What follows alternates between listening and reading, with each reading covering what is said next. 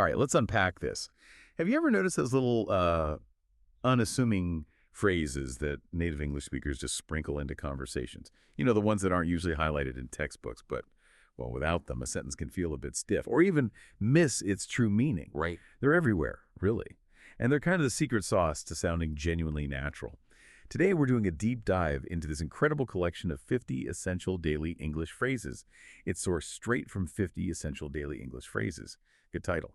Our mission here is to offer you a real shortcut, a way to sound more native, to truly grasp the authentic rhythm of everyday life in English, and hopefully to experience those aha moments where a phrase just clicks, revealing a layer of meaning you might have missed. We're going to show how these seemingly simple expressions are, well, the bedrock of fluid, genuine communication. They reveal insights beyond just vocabulary. Yeah, and what's truly fascinating about this collection, and what we really want to emphasize today, is that these aren't just isolated words you slot into a sentence. Not at all. They are like vibrant, miniature narratives in themselves, snapshots of culture, reflections of daily routine, carriers of emotion. They don't just state an action.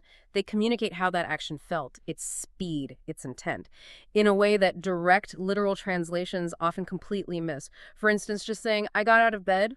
Well, it's functionally correct, sure, but it really pales in comparison to the vivid story told by I dragged myself out of bed. A big difference. Huge difference. One is neutral, the other conveys this whole universe of reluctance and effort, right?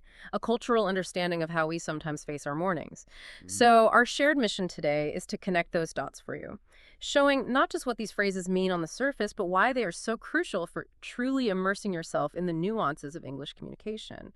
Understanding them isn't just about expanding your vocabulary, it's really about gaining cultural fluency. Cultural fluency. That's a powerful way to put it. It's about getting to the very heart of how people actually experience and describe their lives. Yeah. And to make this journey as engaging and, well, intuitive as possible, we're going to frame our deep dive around a typical day. We'll journey chronologically, moving from the moment we wake up and navigate our mornings, then through tackling work and various tasks during the day, and finally, winding down in the evening. And as we progress, we'll be highlighting these invaluable expressions, giving you the chance to sprinkle your English with more natural flow, more genuine expression, and those conversational touches that truly make all the difference. So get ready to see your daily life through a new linguistic lens. The morning unfolds from bed to breakfast. So every day starts somewhere, right? And for most of us, that's tucked away in bed. Let's kick off our linguistic journey by exploring how we talk about those crucial first hours, from the moment consciousness stirs to, maybe, that first essential sip of coffee. Our first phrase, a real gem for those cherished weekend mornings, is to sleep in. This means you deliberately, perhaps gloriously, wake up later than your usual schedule, often because you can or maybe because you've earned it. Picture this. You usually set your alarm for 7 a.m., right?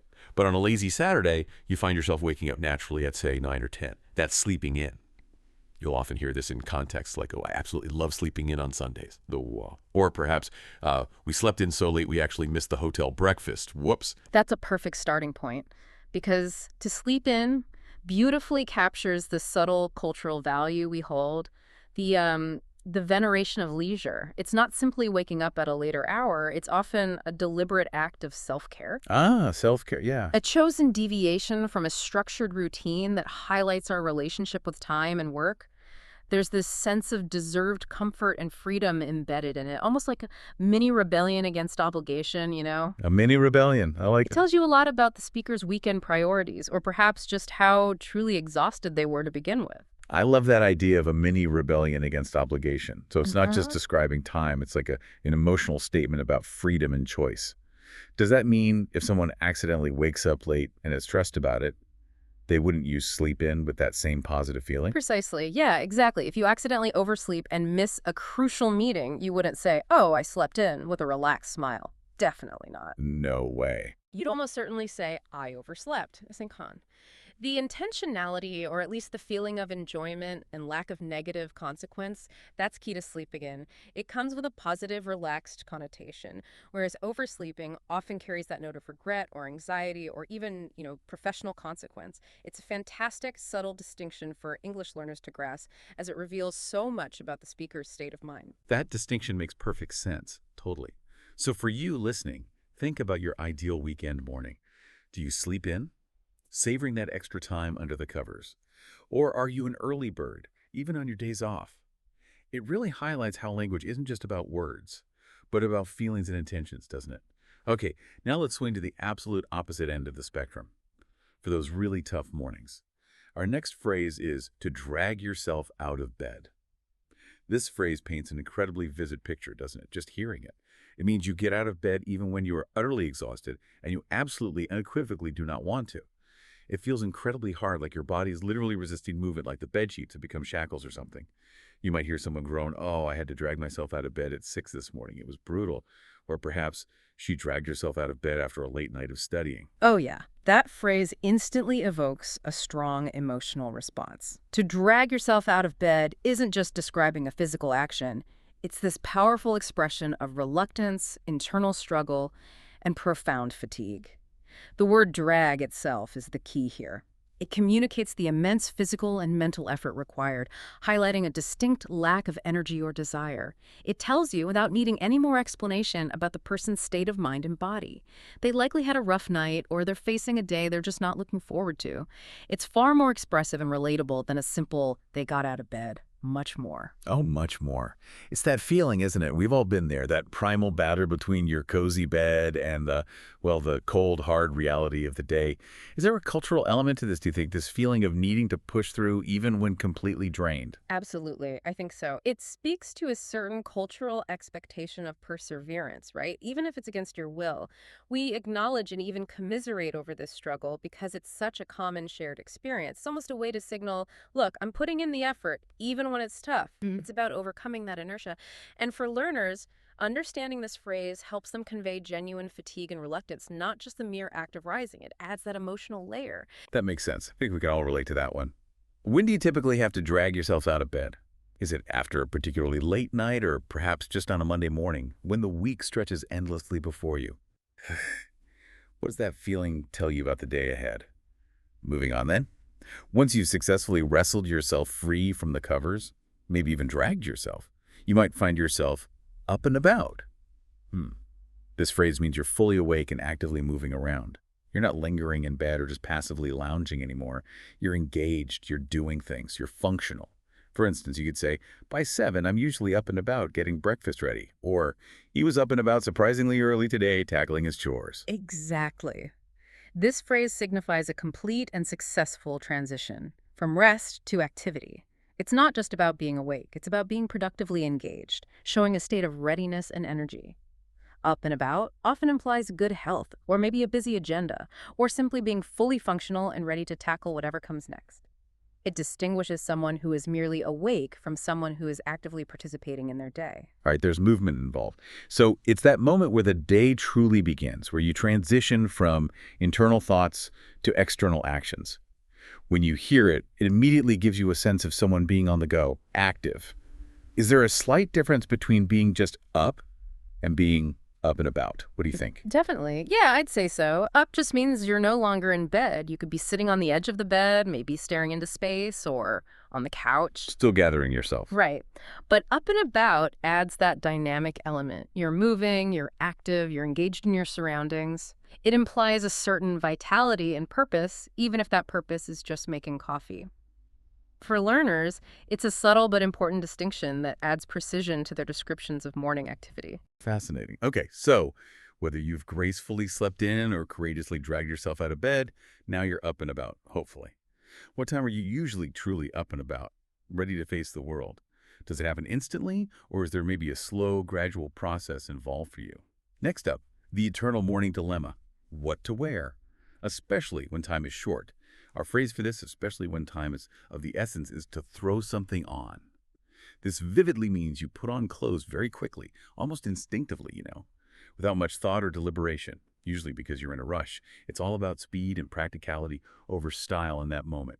You'll often hear people say, I just threw on some jeans and a t-shirt and rushed out the door. Or, she threw on a hoodie and went out for a quick walk. Quick and easy.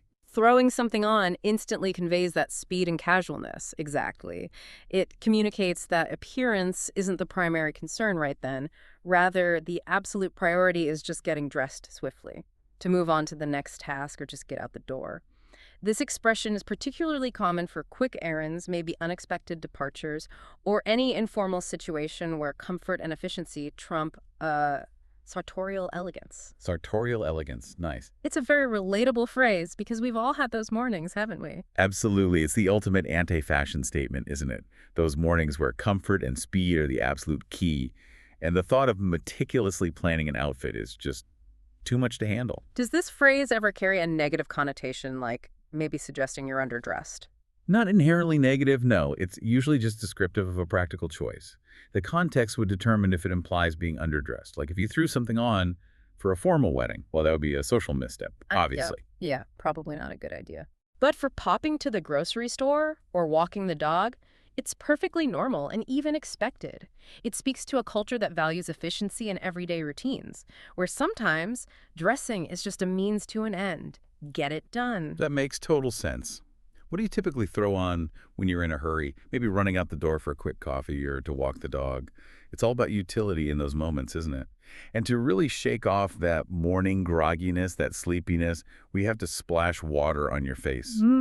This means exactly what it sounds like. Washing your face, usually with cold water, specifically to help you wake up, to feel that jolt of freshness. It's a common, almost universal way to instantly feel more alert in the morning. For example, you might hear, ugh, I splashed water on my face and instantly felt a little better. Or he went straight to the bathroom to splash water on his face before his first meeting. Gotta wake up. Right, and this small, specific action carries a surprising amount of meaning about revitalization. It's interesting. It's not just about basic hygiene. It's about that quick jolt to alertness, a sensory wake-up call that invigorates you. The cold water aspect is often implied, adding to that refreshing sensation. It's a universally understood gesture for trying to become more awake and present, like a physical reset button for the senses. It highlights a common human need for an immediate pick-me-up. It's a classic movie trope for a reason, right? That moment when a character needs to instantly become more alert. They go to the sink and literally splash water on their face. Bam. It's that immediate, refreshing sensation that almost physically clears your head. Do you splash water on your face to kickstart your day?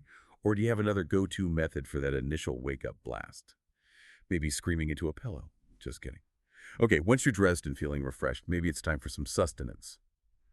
Food. Our next phrase is to grab a bite. This means to eat something quickly, maybe just a snack or a small meal, often when you don't have much time for a proper sit-down meal. It's all about expediency and fitting food into a busy schedule. You'll often hear, I just grabbed a quick bite before class, no time for anything fancy. Or, let's grab a bite on the way to the airport, we're running late. Yeah, the word grab in this phrase is incredibly important. It strongly implies a lack of formality and the absence of a leisurely sit-down meal. That's key. It's entirely about convenience and efficiency, fitting a meal into a busy, often rushed schedule. Grabbing a bite almost always precedes another activity, signifying that the food is like a necessary fuel stop rather than the main event itself. This phrase perfectly reflects the fast-paced nature of modern life, where meals frequently have to be squeezed in, don't they? They really do. That distinction between a proper meal and just a bite is key. Yeah. It's not really about the culinary experiences, it's just about getting food in you. Fuel. Does grab a bite apply to any type of food? Like, could you grab a bite of a fancy 3-course dinner? Seems unlikely. Not really, no. It typically refers to something quick, easy, and usually casual, like a sandwich, a piece of fruit, a granola bar, maybe some fast food. You wouldn't really say, oh, I grabbed a bite of a gourmet steak dinner. It just sounds wrong. Yeah, a bit weird. The informality and speed are central to its meaning. It's about practical sustenance, quick fuel. Whether it's that granola bar on the run, a quick piece of fruit, or a hastily made sandwich, we all grab a bite sometimes. What's your go-to quick bite when you're in a rush? Maybe between meetings or before heading out for a packed day. It's about practicality, isn't it? Following on the theme of morning meals, sometimes we find ourselves needing to skip breakfast. This means you intentionally, or sometimes unintentionally, don't eat anything in the morning. Some people do it because they're busy, others because they're simply not hungry, or maybe they're intermittent fasting that's popular now. It's about the omission of that first meal. Common examples include, oh, I skipped breakfast this morning and felt awful later, happens to me. Or she usually skips breakfast during the week because she starts work so early. Right. This phrase describes a very specific omission, a deliberate or sometimes unavoidable choice not to consume the first meal of the day. And the examples you gave highlight both the common reasons, like being too busy or just not feeling hungry, and the potential consequences, like feeling unwell later. This phrase captures a common daily decision point that many people face. It reflects personal habits, time constraints, or maybe dietary choices. It's a simple phrase, but it speaks volumes about daily routines and individual discipline. Or maybe lack thereof sometimes. True. It's interesting how such a simple phrase can reveal so much about someone's routine and even their priorities. Is there a cultural perspective on skipping breakfast? Is it seen differently than, say, skipping dinner? What do you think? That's a great question. In many Western cultures, breakfast is often hailed as the most important meal of the day, right? You hear that all the time. Yeah, definitely. So, skipping breakfast can sometimes carry a slight connotation of either being incredibly busy or perhaps even a little irresponsible from a health perspective, depending on who you talk to. It definitely stands out more than, say, skipping lunch, which might be more easily dismissed as just, oh, I was too busy. The phrase itself is neutral, but those cultural beliefs can add a subtle layer of judgment or concern, depending on the context. That makes perfect sense. So, is breakfast sacred to you? A non-negotiable part of your morning ritual? Or are you a breakfast skipper, maybe opting to save time or just not feeling the need for food first thing? What are the trade-offs you've experienced when you skip breakfast? Do you find yourself ravenous later, or does it work just fine for your routine? For many, coffee isn't just a drink. It's the essential morning fuel. And how we drink it often depends on how much of a rush we're in. Our next phrase is to jug your coffee. This means to drink your coffee very fast, usually because you're in a hurry, almost like drinking it all in one go, without really savoring it. It's about rapid consumption for effect. Get that caffeine in. You might hear someone exclaim, oh my gosh, I had to chug my coffee and literally ran out the door. Or he chugs 2 coffees every morning just to get going. Wow. This is a very specific, almost aggressive action, chugging. It implies a practical, utilitarian approach to consuming a beverage, often solely for its immediate effect, in this case, the caffeine boost. Yeah, it's not about enjoyment. Not at all. It strongly speaks to the rush and demands of modern life, where even moments of potential enjoyment are sacrificed for efficiency. The act of chugging removes any element of leisure from the coffee drinking experience. It turns it into a purely functional, almost medicinal task. It's the absolute antithesis of a calm, mindful coffee break. The antithesis of a calm coffee break. Ah. I like that. That sums it up perfectly. So it's not just about drinking fast, but about the purpose behind the speed. Yeah. Right? It's about necessity over pleasure. Exactly. It's driven by necessity, pure function. You chug it because you need the energy now, and you don't have time to sit and enjoy it. It reflects a world where time is often at a premium, and even simple pleasures get sort of commodified for efficiency. For someone learning English, understanding chug also helps them recognize a very specific action, not just for coffee, but for any drink consumed rapidly due to thirst or urgency, like chugging water after exercise. Right, good point. For many, coffee isn't just a drink. It's the rocket fuel that launches the day. We get it. Do you savor your morning brew, slowly enjoying each sip? Or do you often find yourself needing to chug your coffee to get out the door and meet the demands of your schedule? It's a common morning predicament, for sure. Sometimes, even when rushed, you want something a bit more substantial than just a quick bite. This brings us to whip up something to eat. This means to make some food quickly, simply, and fast. Definitely not a big, elaborate gourmet meal. Just something easy and satisfying. It's about culinary efficiency when time is short. Examples often include, I was starving, so I just whipped up some eggs in 5 minutes. Or, she always whips up a quick breakfast for the kids before school. Speed is key. Whipping up something to eat vividly suggests both speed and ease. That's the core. It implies that the meal requires minimal effort and often uses simple, readily available ingredients, things you just have on hand. It highlights a kind of culinary efficiency, perfect for preparing simple, satisfying meals without any fuss or lengthy preparation time. It's the go-to phrase for those moments when hunger strikes, but you definitely don't want to dedicate hours to cooking. It conveys a sense of resourcefulness, too, making something out of simple things quickly. Yeah, like magic. Resourcefulness, yes. It implies a certain knack for quick, no-nonsense cooking. Does it only apply to simple meals, like eggs or toast? Or could you maybe whip up a complex dish if you were a very, very fast chef? Primarily simple meals, I'd say. The phrase inherently suggests an easy process, effortless almost. While a master chef might prepare a complex meal quickly, they probably wouldn't say they whipped it up. because whipping up carries that connotation of minimal effort and uncomplicated ingredients. It's really about accessible, practical cooking for everyday hunger, things anyone could do. Got it. Simple and fast. This is the perfect phrase for those moments when you're hungry, but definitely don't want to spend hours slaving away in the kitchen. What's your go-to meal to whip up when you need something quick, easy, and satisfying? Whether it's for breakfast, lunch, or even a late-night snack, we all have one. Finally, to wrap up our morning routine section, we have to fuel up for the day. This is a powerful, almost mechanical metaphor, isn't it? It means to eat something substantial that gives you ample energy to start your day, just like a car needs fuel before a long journey. It's about preparing your body for sustained action. You'll hear things like, okay, I need to fuel up properly before this long day of hiking. Or, he fueled up with a big bowl of oats and fruit this morning, ready to go. This is indeed a powerful metaphor. Comparing the human body to a machine that needs a specific kind of energy, or fuel, to function effectively.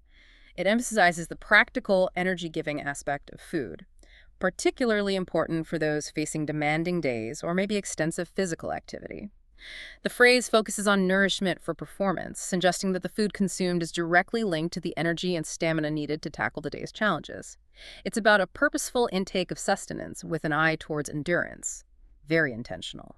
Strategic eating. I find that metaphor really helps. It's not just eating, it's a strategic choice for energy. Are there other contexts where we might fuel up, like fuel up with information before a test, for example? Absolutely. That's a great extension of the metaphor, yeah.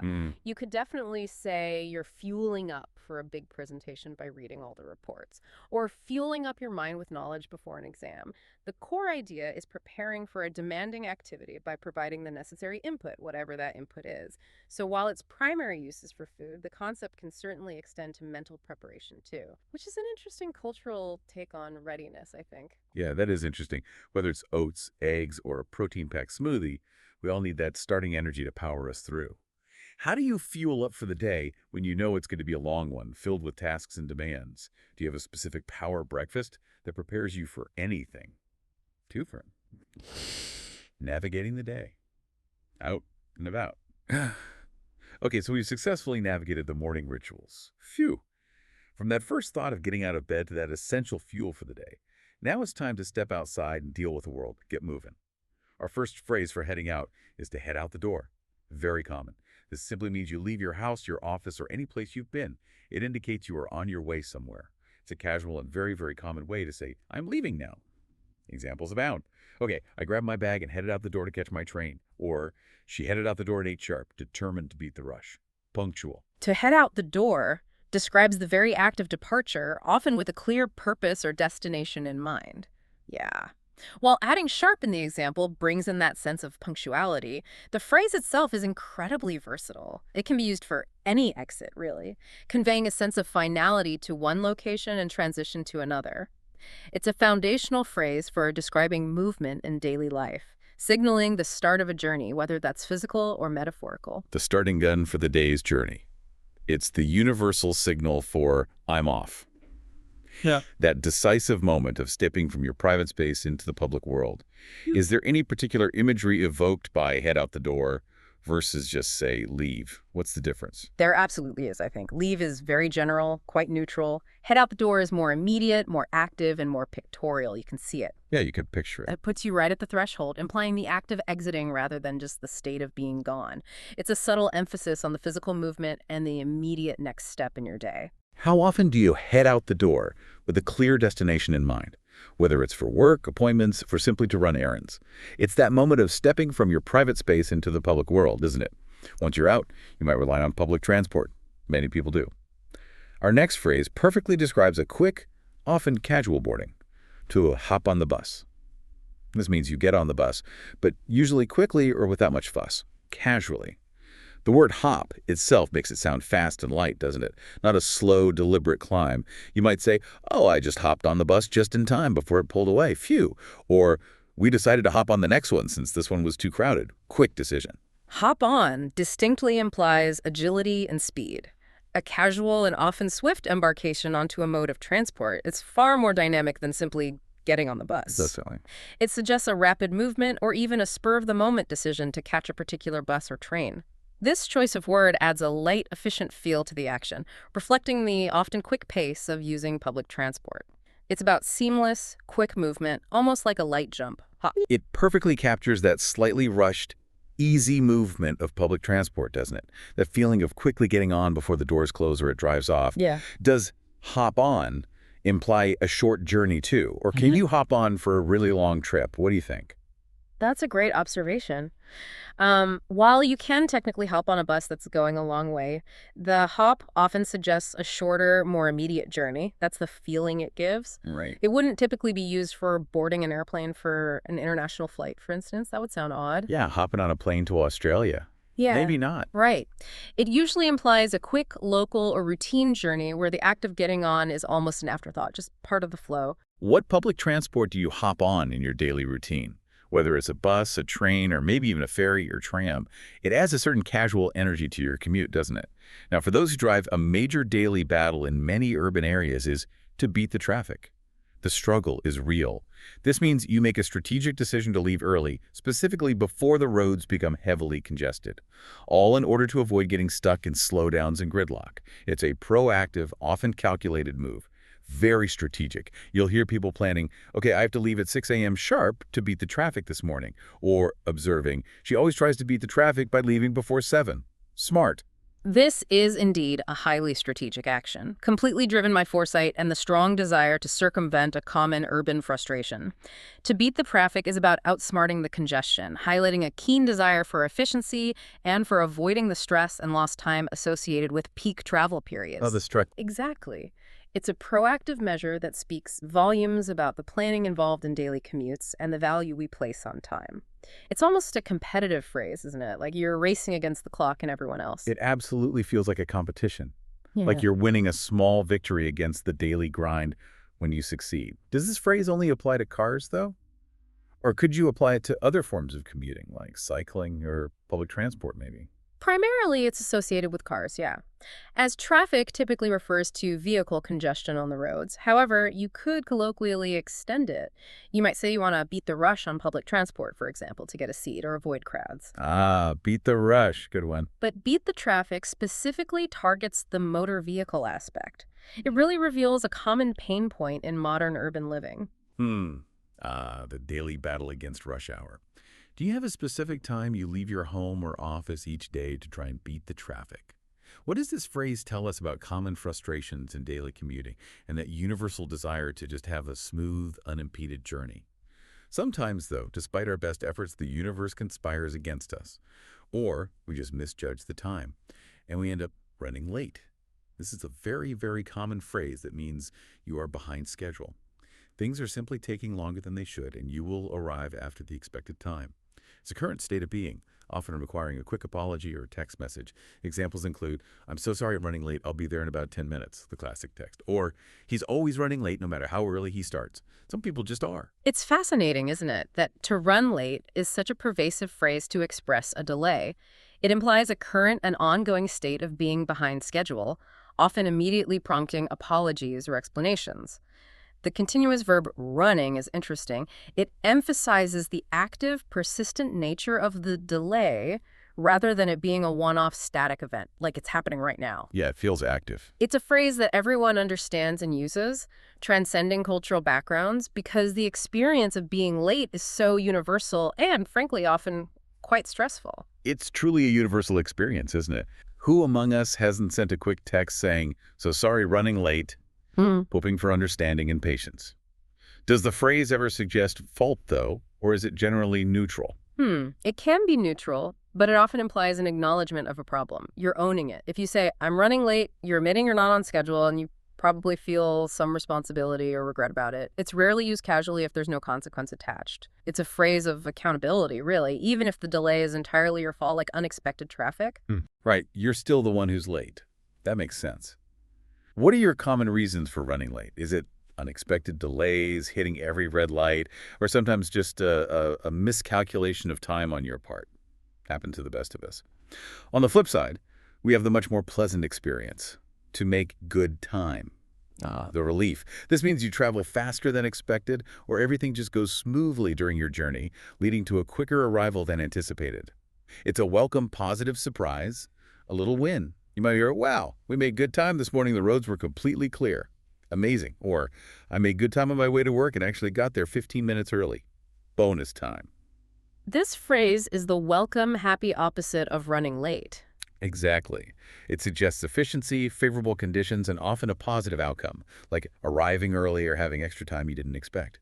To make good time is a testament to smooth travel, or maybe effective planning, or sometimes just a stroke of good luck with traffic or public transport connections. Pure luck sometimes. It evokes a feeling of satisfaction and accomplishment, highlighting those rare, frictionless moments in daily commuting that can really improve your day, make you feel good.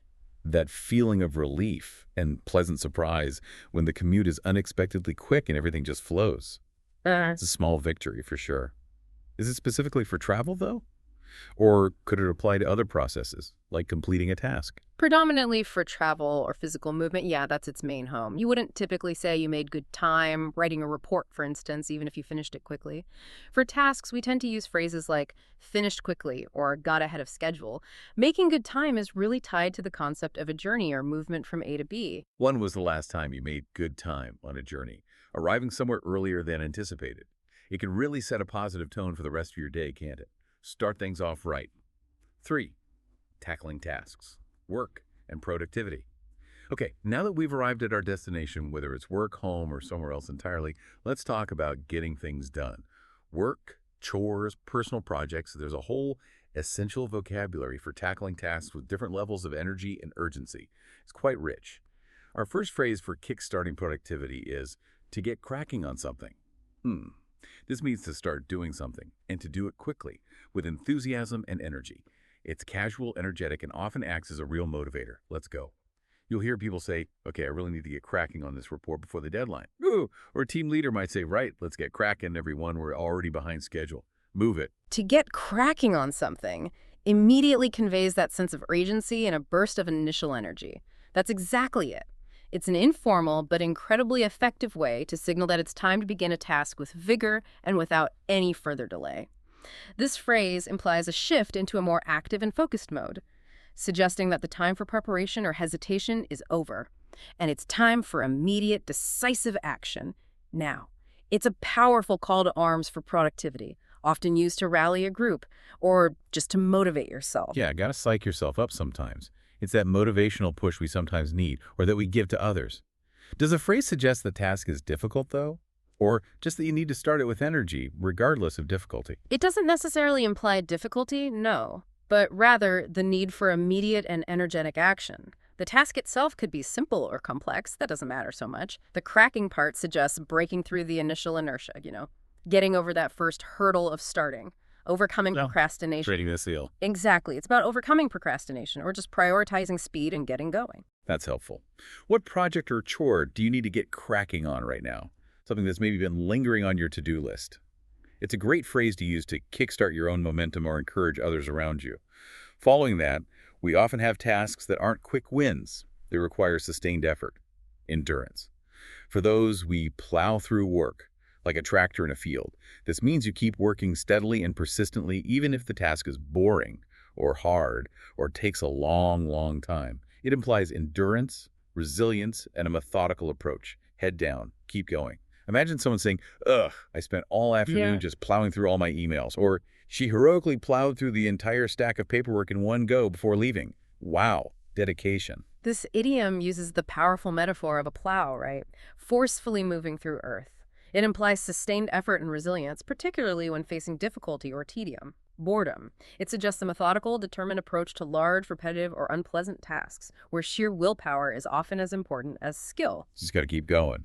Exactly. Plowing through work truly captures the feeling of grinding away, steadily making progress despite the challenges, much like tilling a field that resists you. It's about perseverance in the face of drudgery, hard work. It's such a visceral image, isn't it? The sheer force and effort involved. And I wonder, is there a sense of satisfaction after you've truly plowed through something, even if it was unpleasant work? Absolutely. I think so. There's often a tremendous sense of accomplishment, even just relief. It's done. Yeah, relief. It's the feeling of conquering a mountain of tasks through sheer willpower. It truly underlines the resilience, which is, a key part of the cultural understanding of hard work in many English-speaking contexts. It's often about the internal victory as much as the external completion, a quiet triumph over a daunting workload. I think we all have those long, repetitive tasks that demand our sustained attention, even when our minds might rather be elsewhere. Daydreaming. When was the last time you had to plow through work, feeling that determined push to just get it done no matter what? What strategies do you use to keep yourself motivated during such periods? Music, coffee, sheer terror of deadlines. Okay, on the more satisfying side of productivity, we have to knock out a task. Bam, done.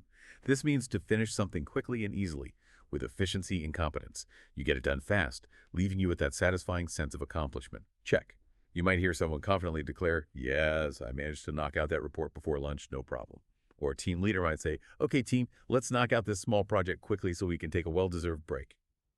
Motivation. To knock out a task immediately suggests efficiency and competence. Like a boxer, it implies that the task was either relatively easy, or perhaps the person tackling it was particularly skilled or focused, enabling decisive and swift completion. It carries a strong connotation of mastery and getting things done effectively, leading to a sense of relief and accomplishment. Those satisfying quick wins. Love a quick win. Absolutely. It's about exerting a focused burst of effort to achieve a clear, swift outcome. The pure satisfaction of a quick win. It really gives a sense of hitting a target and moving on. Next. Does knockout always imply it was easy, though? Or just that it was done quickly and decisively? It primarily implies done quickly and effectively. The ease might be a contributing factor, sure, or it might be due to the person's skill or focus. But the core meaning is that you dispatched it with minimal fuss, efficiently. It's a very action-oriented phrase that highlights successful, rapid execution. What's a task you were recently able to knock out? Perhaps something you'd been putting off, and how accomplished did you feel afterwards? It's a great feeling, isn't it, to just tick something off the list efficiently. But sometimes, despite our best efforts, the workload becomes utterly overwhelming. It just piles up. This leads us to the state of to be snowed under. This vivid phrase means you have far too much to do. You are completely overloaded, feeling as if you're buried under a mountain of tasks, much like being literally buried in deep snow. Can't move. The examples are often sighs of exasperation. Oh my God, I'm totally snowed under this week. I don't know where to even start. Or she's completely snowed under with deadlines and hasn't seen the surface of her desk in days. Help. This vivid metaphor immediately conjures an image of being utterly overwhelmed, buried, beneath a colossal amount of tasks. To be snowed under communicates extreme busyness and the distressing feeling of being unable to move or act freely due to the sheer volume of work. You feel trapped. Totally trapped. It's a powerful and universally understood way to express being beyond your capacity, a very common shared experience in demanding professional or personal environments. The imagery of snow implies not just volume, but also a certain immobilizing quality. You can't get out. The imagery is so effective. That feeling of being stuck and overwhelmed. Paralyzed almost. Does this phrase suggest a temporary state, though? Or could it be a prolonged period? It typically implies a temporary, though perhaps quite intense period, hopefully temporary. You usually wouldn't say you've been snowed under for months and months on end. You'd likely transition to other terms like burnt out or chronically overworked. Snowed under implies a current, pressing deluge that you're hoping to dib yourself out of eventually. It really underscores the intensity of that immediate period of overwhelm. The universal feeling of having way too much on your plate. When have you felt completely snowed under? And how did you manage to navigate that overwhelming period? Did you delegate, prioritize like mad, or just courageously plow through it all? It's a challenging situation for anyone. After all that intense work, whether you've been plowing through or knocking out tasks, there comes a time for conclusion. The end. Our final phrase in this productivity section is to wrap things up. This means to finish your work or to bring something like a task or a meeting to an end. It's a definitive signal of conclusion. And a quick note, the W in wrap is silent, just like in wrist or write. Good tip. You might hear, okay, everyone, let's wrap things up before dinner. I'm starving. Or he efficiently wrapped things up and was able to go home early. Nice. To wrap things up is a crucial phrase that signals completion and a transition. Moving on. It's often used collaboratively, implying a collective agreement to conclude an activity, whether that's a meeting, a project, or just the workday itself. Okay, we're done. Right. This phrase suggests bringing something to a neat and tidy close, providing a sense of order and finality. It's about achieving closure, which is so important for moving forward and mentally preparing for the next thing. It's a very satisfying phrase to use, I think. Let's wrap this up. It truly is. The satisfying feeling of closure, of putting a bow on a project or ending a productive day. Does it carry a sense of formality, though? Or is it quite casual? Can you use it anywhere? It's quite versatile, actually. It works in different contexts. It can be used in a professional meeting. All right, team, let's wrap things up for today. Perfectly fine. Or casually with friends. Okay, time to wrap things up here and head home. Also fine. Its flexibility makes it incredibly useful. It's a polite and clear way to signal that the end is near or has arrived. How do you typically wrap things up at the end of your workday or a significant project? Is it with a final check, maybe a team debrief, or simply by tidying your desk and shutting down the computer? 4. Winding down. Evening and rest. All right, the hard work is done, the tasks